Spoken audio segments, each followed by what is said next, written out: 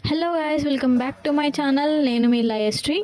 ఈరోజు అయితే ఒక కొత్త రెసిపీ అయితే చూపించబోతున్నా మీకు. అండ్ స్పెషల్గా మా అక్క చేస్తుంది ఈ రెసిపీ మాత్రం. ఏంటి అంటే బిర్యానీ అనమాట, ఎగ్ బిర్యానీ. మీరు పలావ్ అయినా అనుకోండి, ఏమైనా అనుకోండి, నేను మాత్రం ఎగ్ బిర్యానీ అని చెప్తా.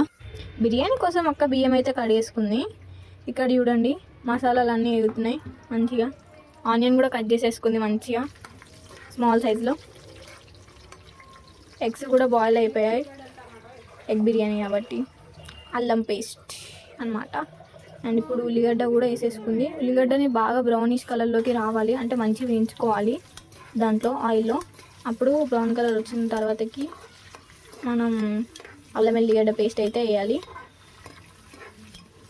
ఇది ఇంట్లో ప్రిపేర్ చేసుకుంటే చాలా బాగుంటుంది, బయట దానికంటే టేస్ట్ ఎక్కువగా ఉంటుంది మంచిగా. ఇప్పుడైతే టమాటా కూడా వేసేసుకుంది అది వేగిన తర్వాతకి. అండ్ టమాటా వేసుకొని బాగా కలుపుకోవాలి నీట్గా. ఇప్పుడు కాస్త సాల్ట్ 2 స్పూన్స్ సాల్ట్ వేసుకొని కలిపేసుకుంటుంది.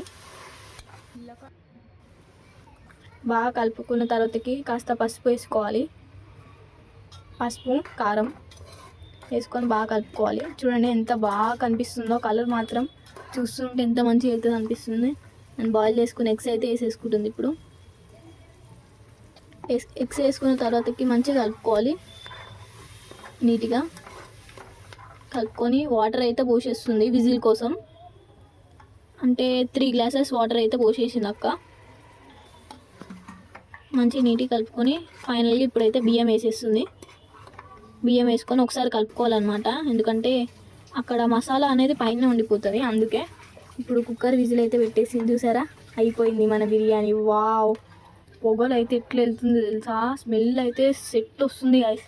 నాకైతే చాలా బాగా నచ్చింది ఆ స్మెల్ మాత్రం. ఇంకా టేస్ట్ చేయలేదు, అయినా కానీ స్మెల్ చాలా బాగా వచ్చింది. చూడండి, ఇప్పుడైతే టేస్ట్ చేద్దాం. బిర్యానీ అంటే మనకి ఉల్లిపాయలు ఉండాలి మెయిన్లీగా, నిమ్మకాయ రసం ఉండాలి, కాబట్టి ఇవి లేని అసలు బిర్యానీ మనం తినలేము. ఎస్పెషల్లీ నేనన్నమాట. మీరు కూడా అంతే కదా, కామెంట్ చేయండి ఎంతమందికి బిర్యానీ ఇష్టమో. అండ్ ఫైనల్గా మా అమ్మ అయితే టేస్ట్ చేస్తుంది. సూపర్ ఉందంట చెప్తుంది. అండ్ నిజంగా గాయస్ చాలా బాగుంది. మీరు కూడా ఈజీ రెసిపీ అనమాట, ట్రై చేయండి.